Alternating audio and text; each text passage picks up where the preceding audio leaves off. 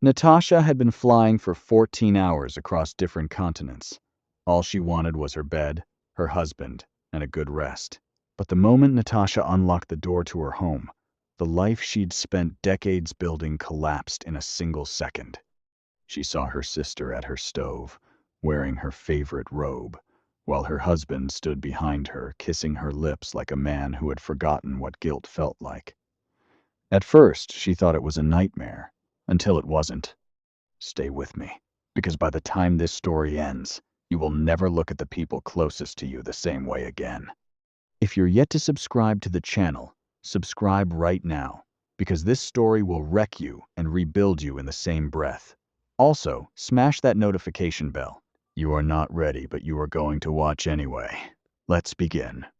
Natasha Green was 11 years old when her father did not come home. Marcus Green left on a Tuesday in October. No fight, no warning, no goodbye. He simply was not there when Natasha came home from school. 3 days later, he called from a number nobody recognized and told her mother he was not coming back. Gloria took the call in the bedroom, with the door closed. She did not know Natasha was standing in the hallway, backpack still on her shoulders, completely still, listening to the silence of a house that would never sound the same again. She stood in the hallway for a long moment. Then she took off her backpack, went to the kitchen, found rice and beans, and made dinner because Tiffany was 6 years old and hungry and their father was gone, and somebody had to feed her baby sister. So she fed Tiffany, helped her with her bath, read her a story, doing the voices the way Tiffany liked, the silly high voice for the rabbit and the deep, rumbling voice for the bear. She sat on the edge of Tiffany's mattress until her small face relaxed into sleep. Then she went back to the kitchen and washed the dishes. Her father had left. Her mother was in a bedroom crying into a pillow. Her sister was frightened, watching their mother weep. Natasha was left with no option but to hold it together. As weeks turned into months, Gloria recovered. She found work and provided, adequately and with love, with the specific guilt of a mother who knew her children had seen something they should never have had to see. But the architecture of the family had already been set in that first week, and it did not change. Natasha was the one, not because Gloria assigned it to her, because Natasha was already doing it before anyone thought to ask. And once a person is doing something reliably, the people around them stop noticing that it is a choice. She checked Tiffany's homework every evening, braided her hair every Sunday morning, sitting behind her on the bathroom floor with a comb and a jar of grease, and Tiffany complaining about the pulling, and Natasha telling her to hold still, and both of them watching their faces in the mirror the way sisters do, seeing themselves in each other. She showed up to every parent-teacher conference Gloria could not make, and sat in chairs too small for her and listened to teachers talk about Tiffany with the focused attention of a parent, even though she was 13, 14, 15 years old. The problem nobody saw, because it was dressed up as strength, was that Natasha learned to need nothing. She learned that her needs were a disruption, that the safest way to be loved was to be useful, that if she gave enough and asked for little enough, the people she loved would not leave. She did not understand yet that some people leave regardless. Tiffany grew up wrapped in the warmth of a sister who would have given her the coat off her back in a blizzard and then apologized for not thinking of it sooner. She also grew up in a shadow nobody ever acknowledged was there. Teachers compared them, not cruelly, just honestly, the way adults are honest about children when they forget that children are listening. Natasha is so bright. Natasha is going places. Your sister is something special, Tiffany. You must be so proud. Tiffany smiled at every one of these comments with the practiced warmth of a girl who had learned that the correct response to being made invisible was to smile. She stored every word in a place inside her that was tender, and got more tender with every passing year. She loved Natasha, completely and genuinely. And she also resented her with a feeling so old and so tangled with the love that by the time she was a grown woman, she could no longer find where one ended and the other began. Natasha paid for Tiffany's college. Not because anyone asked. She worked 2 jobs during Tiffany's first year. Grant writing during the day, waitressing 3 nights a week. She never told Tiffany what it cost. Never wanted her to feel like a burden. Only wanted her to feel loved. She co-signed Tiffany's first apartment. introduced her to her network, brought her into every room that might open a door for her. Every good thing in Tiffany's adult life had Natasha's fingerprints on it somewhere. Tiffany knew it. The knowing was a splinter she could never fully remove. Not because Natasha ever used it against her. Natasha never kept score, which somehow made it worse. Because you cannot be angry at someone for something they never weaponized against you. You can only be angry at yourself for feeling it. And that anger, the anger with nowhere to go, turns inward and then sideways and eventually finds somewhere to land. It landed on Perry. Natasha was 14 when her school organized a visit to a shelter in southwest Atlanta. She expected to feel useful. What she found instead was a 7-year-old girl sitting alone on a cot at the far end of the room. Maya. She had not spoken in 3 weeks. 2 foster placements in 4 months. Each ending because a child who had been hurt too many times had stopped trusting adults, and adults had stopped having the patience to wait for her to start again. Natasha sat down beside her. She did not say anything. She simply opened her book and started reading quietly to herself. 20 minutes passed. Then Maya moved. Just enough that her shoulder was touching Natasha's. The smallest possible reach toward another person from a child who had decided that reaching was dangerous. Natasha kept reading. She did not make it significant. She just let Maya's shoulder stay against hers and let that be enough. She went back every Saturday for 11 months. Never missed one. She brought books and crackers and her unhurried, consistent presence. Maya started talking after the 3rd visit. By the 5th month, they were having real conversations. By the 8th month, Maya was laughing. The real kind. Helpless and full-bodied. The kind that takes over a small person completely. In the 11th month, Natasha arrived on a Saturday morning, and the cot at the far end of the room was empty. Maya had been transferred to a residential facility 2 hours outside Atlanta. No prior notice. The system moved quickly when placements became available. The shelter worker could not tell her anything because Natasha was not family.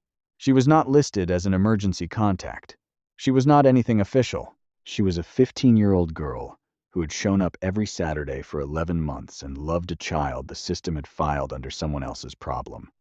She stood outside the shelter in the thin November light and felt something move through her that was not quite grief and not quite rage, but something that lived in the space between them. The feeling of love that has no legal standing. The feeling of a system that was supposed to protect the most vulnerable and instead just processed them. She was 15 years old. She made a promise to an empty cot on a Saturday morning in November. She spent the next 23 years keeping it. Her infertility was diagnosed at 29 during a routine examination.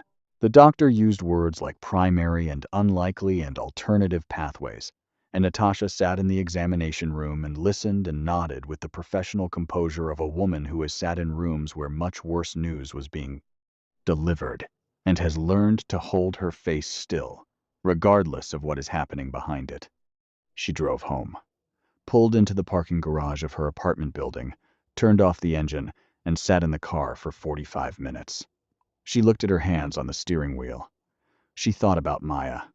She thought about the children in South Sudan. She thought about the particular cruelty of a body that could hold the grief of other people's children with such capacity and could not make one of its own. She told Gloria 2 weeks later, almost in passing. Gloria cried. Natasha comforted her. That was their pattern. Natasha's pain always became something Gloria needed comforting about. She told herself she had made peace with the diagnosis. She said it clearly enough and often enough that it began to feel true. She had her work. Her work was her purpose. Her purpose was enough. At 3 a.m. in hotel rooms in Nairobi and Geneva and Beirut, the word almost did a lot of heavy lifting. Perry James came into her life at 31 at a fundraising gala in Atlanta on a Friday evening in March. She was not looking. She was working the room the way she always worked rooms, giving everyone she spoke to the impression that they were the most interesting person in the building. He appeared at her elbow with 2 glasses of water. Not champagne. Water. He said she looked like she needed water more than champagne, and that he had been trying to work up the nerve to talk to her for 40 minutes. and had eventually decided that water was a less embarrassing opening than anything else he had considered. She smiled, but didn't think much into it. He was warm. He asked about her work and actually listened. He made her feel like the unique person she was the thing that interested him. She gave him her number. He called 2 days later. He brought water to their first date as a callback to how they met, and she thought to herself, "This man pays attention. This man sees me." It was so rare for anyone to pay attention to the details of her life. So she started falling in love with him. What she didn't know when she met him was that Perry had met Tiffany first, 3 months before the gala, a party in Midtown. They had dated briefly, and then Perry ended it without explanation. 6 weeks later, he appeared at a fundraising gala with 2 glasses of water and introduced himself to Natasha. Tiffany knew all along. Yet she stood at her sister's wedding in a dress Natasha had helped her pick and held a bouquet and smiled for photographs and kept her secret like a stone in her chest for 6 years. She told herself it was not a betrayal.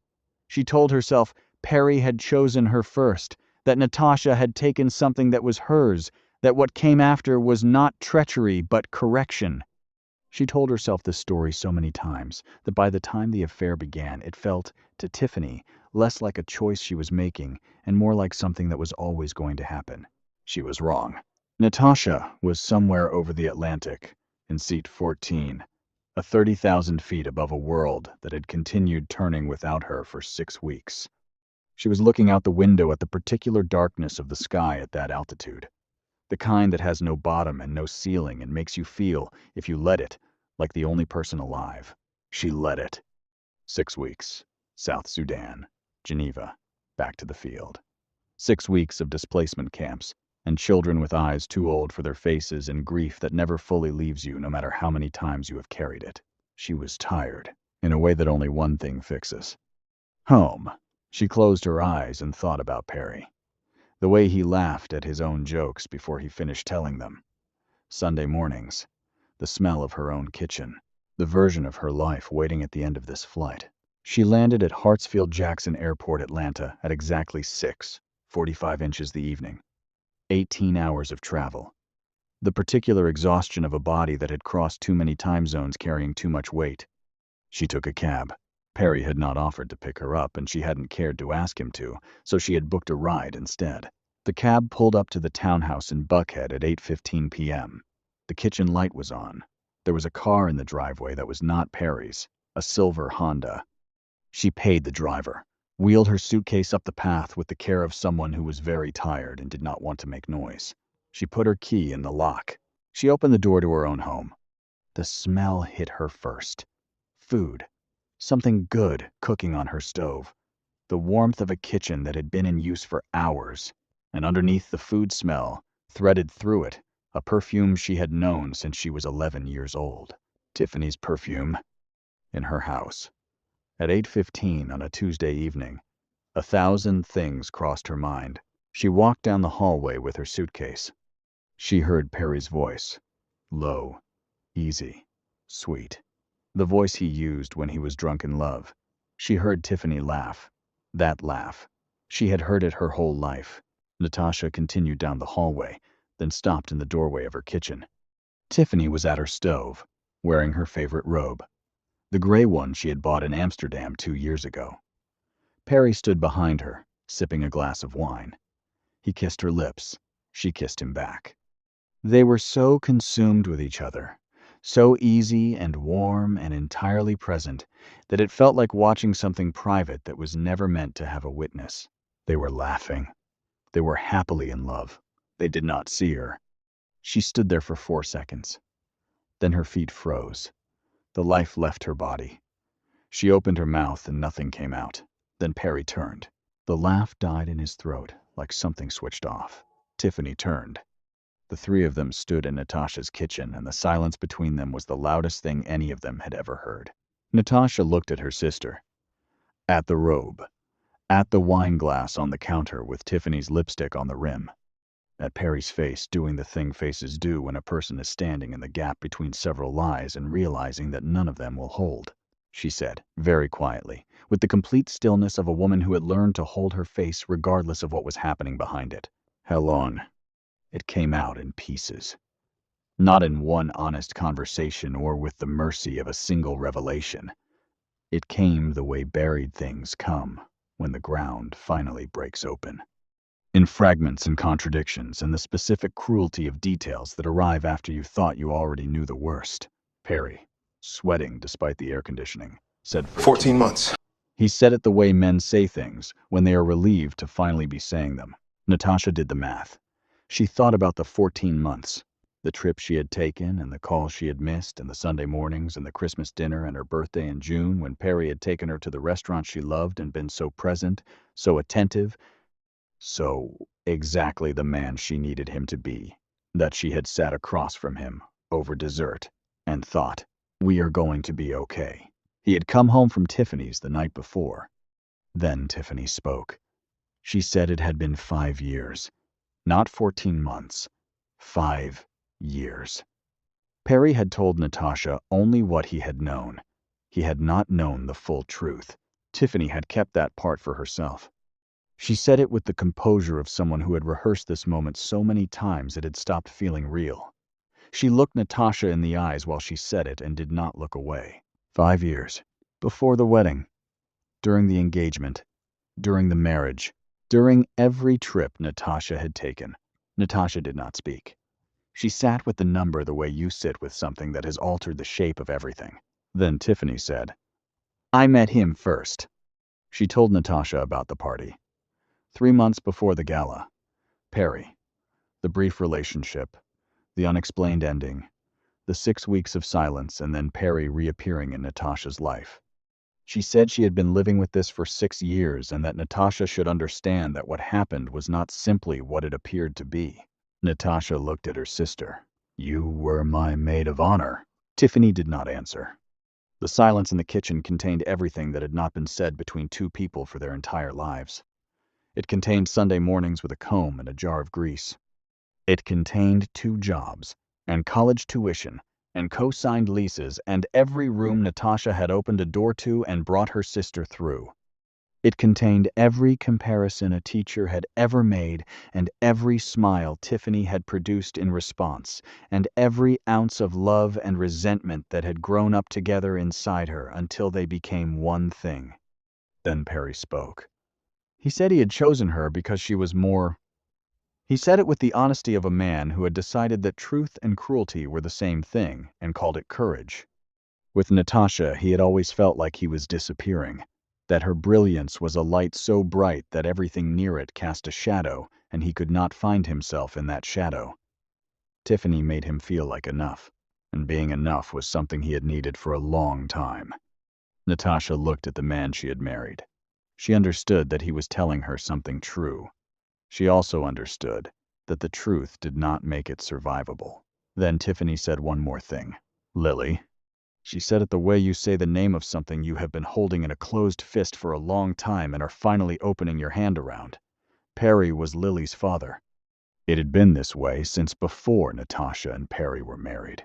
She had not said anything because there was no version of saying it that did not destroy everything. Natasha's legs gave way.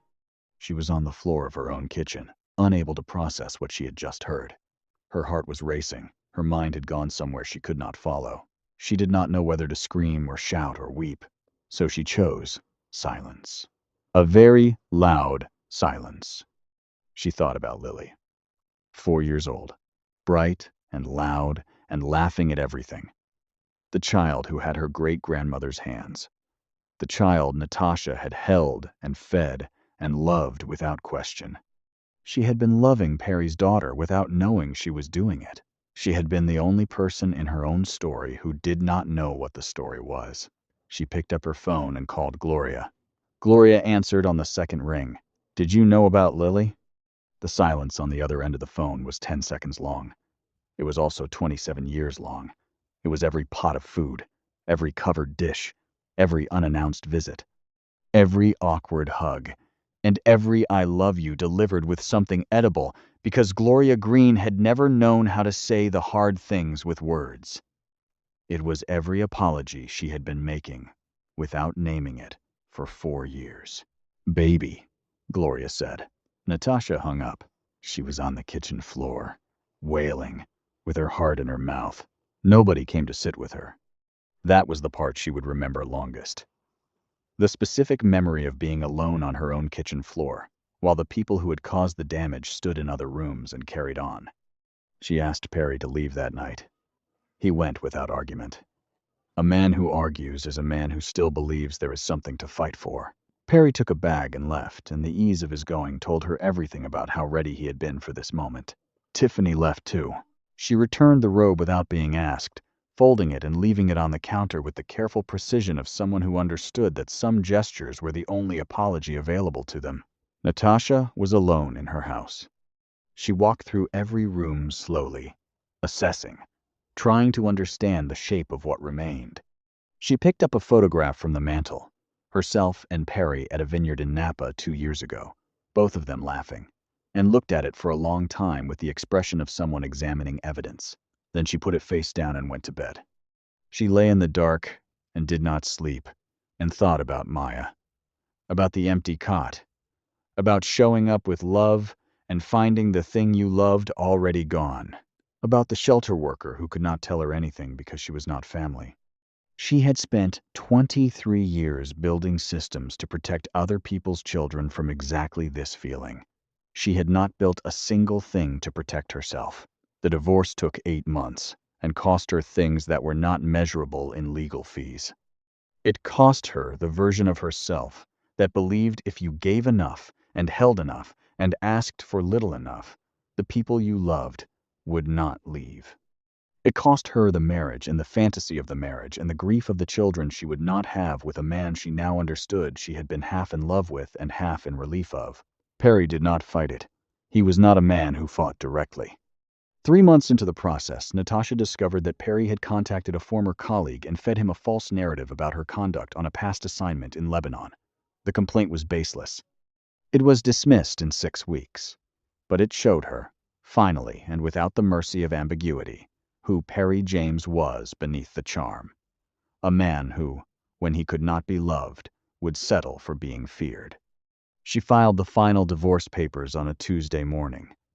She drove home through Atlanta traffic and decided, with the quiet determination of a woman who was done being undone by the calendar, that this was the last Tuesday she would spend grieving something she should not have had to lose. Perry filed for custody of Lily 8 months after the divorce was finalized. Natasha read the filing twice and located the real meaning immediately. Perry had been absent from Lily's life since Tiffany ended things. He had missed her 3rd birthday. He had paid child support inconsistently and only under pressure. This was not about Lily. This was about leverage. About a man who had lost the ability to be relevant in the lives of 2 women who had moved beyond him and had identified the one thing that still connected him to both of them. Natasha picked up her phone and called Tiffany. 6 years of betrayal in the silence between the first ring and the pickup. Tiffany answered. I saw the filing. I know. He is not doing this for Lily. I know that, too. There was silence. I am not doing this for you. I want to be clear about that. I am doing this for Lily. I know. Okay, that was all. It was not forgiveness. It was not reconciliation. It was 2 women who shared a history that could not be undone, deciding that a 4-year-old girl who had done nothing to deserve any of this was more important than the war between them. The custody battle was 8 months long. Perry arrived at every hearing in the right clothes, saying the right things. He produced witnesses who spoke to his character with the conviction of people who had only ever met the performance version of a man. Natasha was not Tiffany's lawyer. She was not officially involved. But she made calls, used connections, deployed every resource available to a woman who had spent 23 years building institutional relationships on behalf of vulnerable people and now needed those relationships for the most personal fight of her life.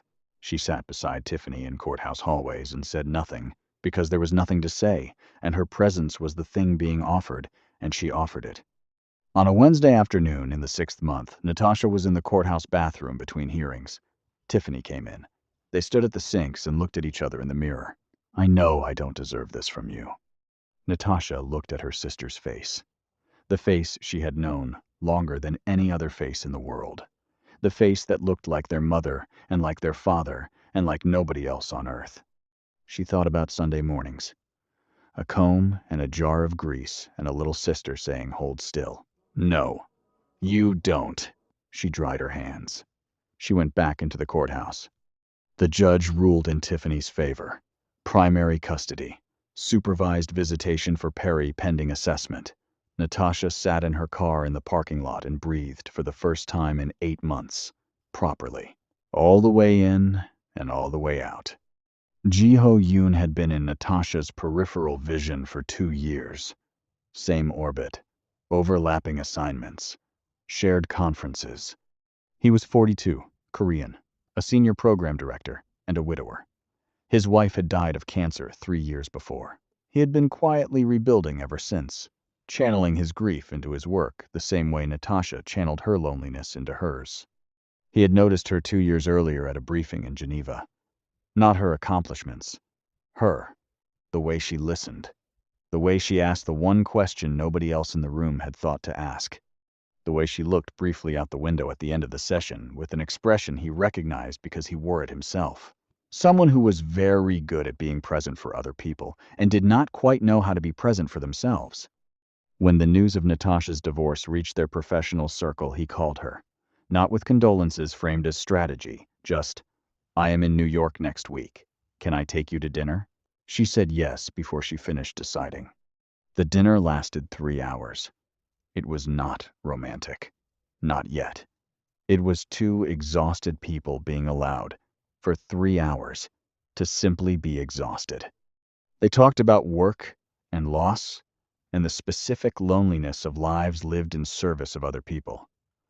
Neither of them pretended the grief at the table was not there. He walked her to her cab. He did not reach for her hand. "I am glad you said yes." "So am I," she said.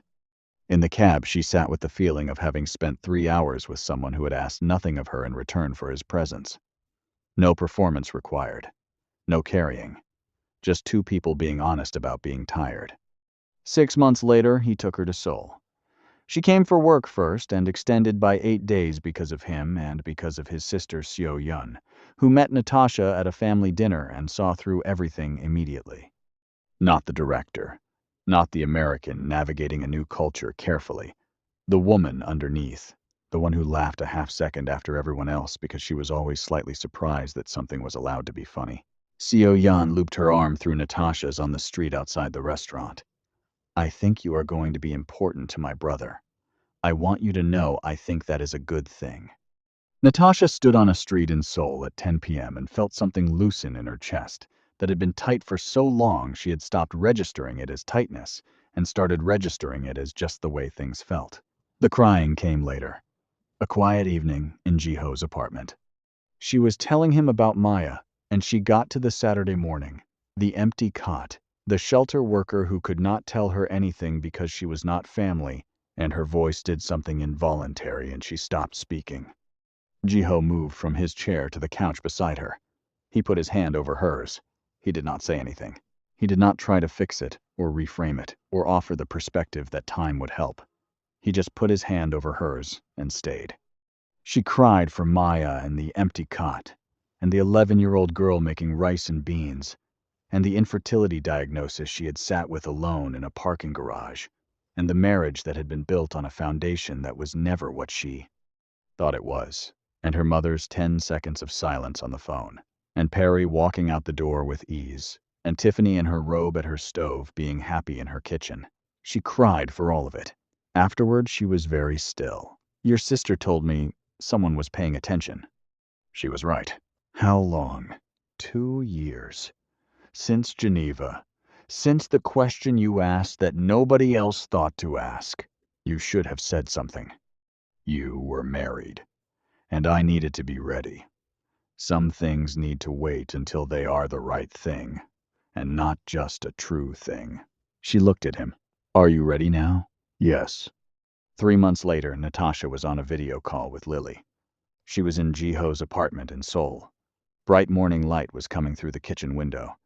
There was a cup of tea going cold beside her, because she had gotten distracted talking to her 4-year-old niece, who was very excited to speak with her favorite auntie. Jiho came to stand in the kitchen doorway. He looked at her face during the call. Not at the screen. At her face. The way you look at someone you have already decided everything about. Lily, bouncing with excitement. Auntie Tasha, when are you coming home? Natasha looked through the window. Jiho was in the doorway watching her the way a man in love watches someone when he thinks they are not looking. Soon, baby. Very soon. Natasha was 38 years old and had spent her whole life giving. She was learning, slowly and imperfectly, and with great tenderness toward herself, how to receive. She was not completely healed. She was healing. She was not fixed. She was free and genuinely happy. She picked up her cold tea and took a sip and made a face, and Lily laughed at her from 8,000 miles away. The best sound, the sound of a child who knew that joy was still available to her, that the world had not taken everything. That was a year ago. Today she was more alive than she had ever been, and she was just getting started. If this story moved you, you already know what to do. Like this video, subscribe if you haven't, and share it with someone who needs to hear it today. And I want to hear from you. Drop a comment and tell me, where are you watching from? And what part of the story hit you the hardest?